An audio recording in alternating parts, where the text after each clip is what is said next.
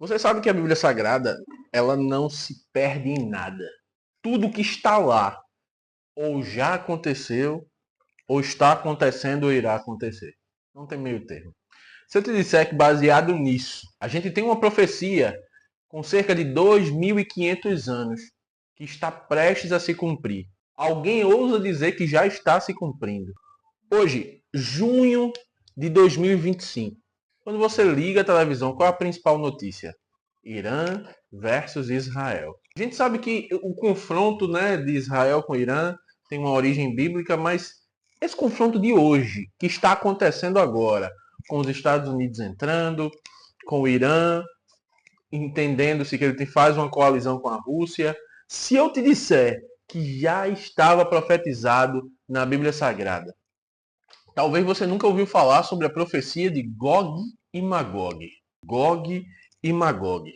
Fica nesse vídeo aí que eu vou te explicar o porquê Gog e Magog têm correlação com Irã versus Israel. Fica comigo aí que depois da vinheta eu vou te explicar tudo.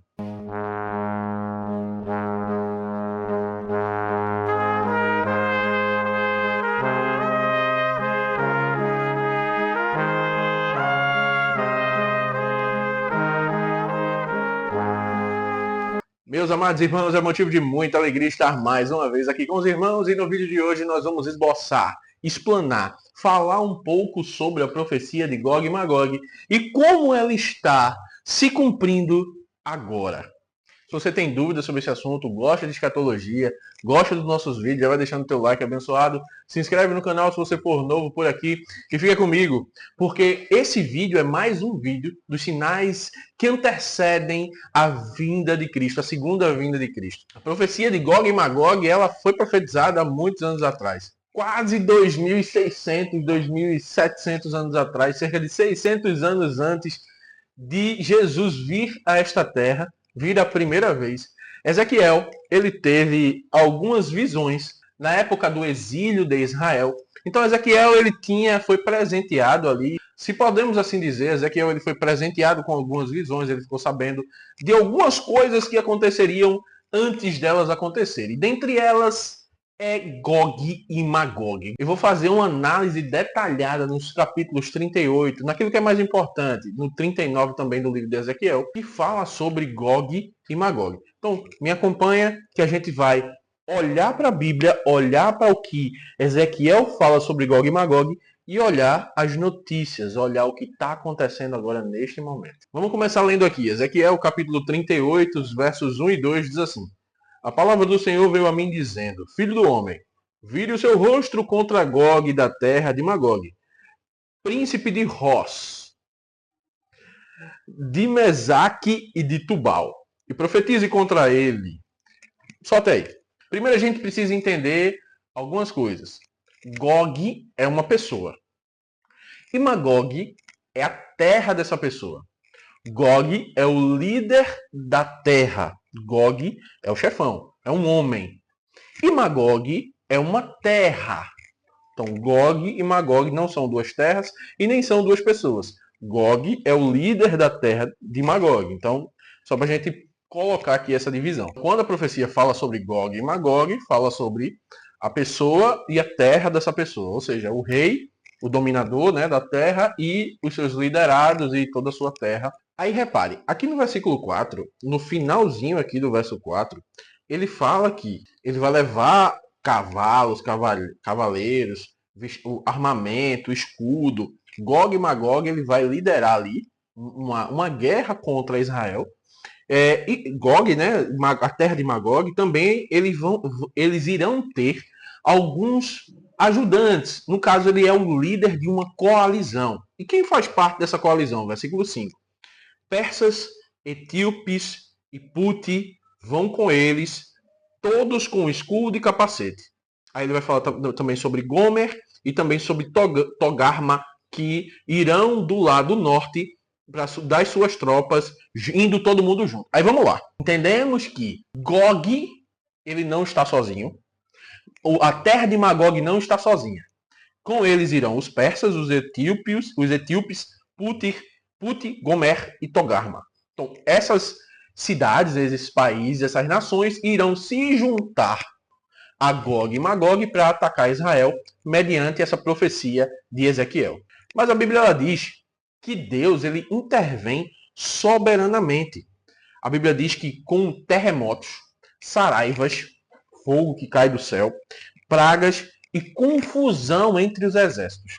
E a Bíblia diz que quando Deus destruir essas cidades, essa destruição vai durar por muitos e muito tempo. 7 anos só queimando arma e 7 meses só enterrando os corpos. Então, quando Deus ele entra nessa guerra, ele entra e derrota toda essa coalizão de Gog e Magog e as outras nações que vêm contra Israel. Agora vamos para as coincidências. Vou fazer aqui uma comparação. A profecia versus a vida real. O que está acontecendo hoje? A gente vai entender de fato. Vamos lá. Capítulo 39, versículo 2 aqui de Ezequiel, fala exatamente o seguinte. Eu farei mudar de direção e o conduzirei. Farei com que você venha dos lados do norte e o trarei aos montes de Israel. Vamos lá. Tanto aqui no capítulo 39, versículo 2, quanto no capítulo 38, versículo 6, fala que Gog e Magog vem do norte, do extremo norte. Tem expressões bíblicas, traduções bíblicas que falam extremo norte. Aí vamos lá. Vou botar aqui o mapinha. Quem é que está lá em cima no norte? Aí vamos lá. Temos essa coincidência. Outra coincidência são a semelhança nos nomes. Primeiro, Gog e Magog, ele tem os seus principados, digamos que seus estados dentro dele. E olhe o nome, né? Os nomes. Primeiro, Ross. R-O, acento circunflexo, S. Ross. Parece com Rússia. Ok, vamos lá. Mas também tem a cidade de Mesac. Mesac pode ser facilmente substituído por Moscou. E temos Tubal, que também é um dos principados ali de Magog, que pode ser claramente substituído por Tobolsk, que é uma cidade na Sibéria. Temos essas aparentes semelhanças, mas não fica por aí. Repare comigo. Primeiro, a Rússia está no norte. Ela é militarmente poderosa. Ela tem essas semelhanças aqui no nome, né? E tem um líder muito conhecido, Gog, né? Que seria ali o seu chefe de estado, ali o Vladimir Putin, né? Então, temos essa semelhança. Gog é um líder muito poderoso e uma cidade muito grande que fica no extremo norte. Temos as semelhanças dos nomes Ross, Mesac e Tubal. Outro ponto são as coalizões. O que mais me chama a atenção atualmente é, primeiro de tudo, a Pérsia. Eu vou deixar aqui no cantinho aqui para você ver. A Pérsia hoje é o Irã. Cuxi ou Etiópia é a própria Etiópia ou o Sudão. Puti é a Líbia. E Gomer e Togarma as partes das regiões da Ásia Menor. Mas vamos nos ater à Pérsia. Pérsia é aonde hoje a gente conhece como Irã. Você que está antenado às notícias, que está entendendo a guerra de Israel contra o Irã, você já conseguiu entender. Gog e Magog, ou seja, a Rússia, terão como coalizão a Pérsia. A Pérsia que hoje, outrora foi Pérsia, hoje é o Irã. Ezequiel fala no capítulo 37, alguns versos antes, falando sobre a visão que ele teve no Vale de Ossos Secos, que fala sobre a reconstrução de Israel. No ano de 1948, Israel ele se tornou Estado de novo. Uma curiosidade, é uma votação com o voto de Minerva, de Oswaldo Aranha, um brasileiro, né, que ajudou ali a Israel a tornar-se Estado novamente. Aí vamos lá. Primeiro, 37 se cumpriu. Estamos no 38 e 39. Não necessariamente as profecias estão em ordem, mas nessa configuração de Ezequiel a gente pode afirmar que sim. A gente olha para as notícias, olha para o que está acontecendo, olha para a profecia bíblica e a gente consegue ver muita semelhança. O que a gente precisa entender é Deus ele vai intervir. Não precisamos estar complexados, viver com medo, olhando. A Bíblia diz que Deus ele vai intervir para com Israel. Então a gente tem, além dessas semelhanças, a gente vê uma profecia. Uma profecia de algo que a gente está vendo ali no presente e algo que vai acontecer. Eu falei aqui no começo que a profecia bíblica fala que vai haver saraiva, ou seja, pedras alfogueadas caindo do céu, vai haver pestes, e vai haver destruição entre aqueles da coalizão. Ou seja, eles vão se desentender. Eu entendo, olhando, fazendo, dentro desta configuração da profecia, dentro desta análise e dentro desta posição profética, a gente entende que ali a Rússia, junto com o Irã e os outros que vão fazer parte dessa coalizão, em algum momento vão se desentender perante a profecia. E a Bíblia diz que o próprio Senhor vai ali acabar com os inimigos de Israel. A profecia de Gog e Magog não é só para a gente entender o que vai acontecer, mas também para mostrar a soberania de Deus nos últimos dias.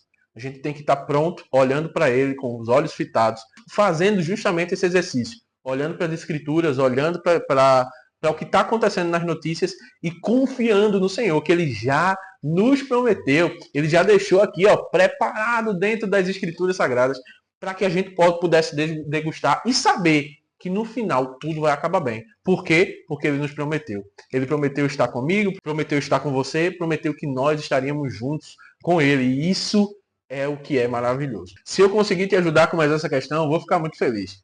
Você acha que tudo isso é coincidência? Se sim, deixa aí nos comentários. Me fala o que é que tu acha. Me fala sobre algo que você quer ouvir sobre o fim dos tempos. Com certeza a gente vai trazer aqui. Peço que Cristo continue abençoando sua vida, sua casa, sua família. E eu agradeço a oportunidade em nome de Jesus.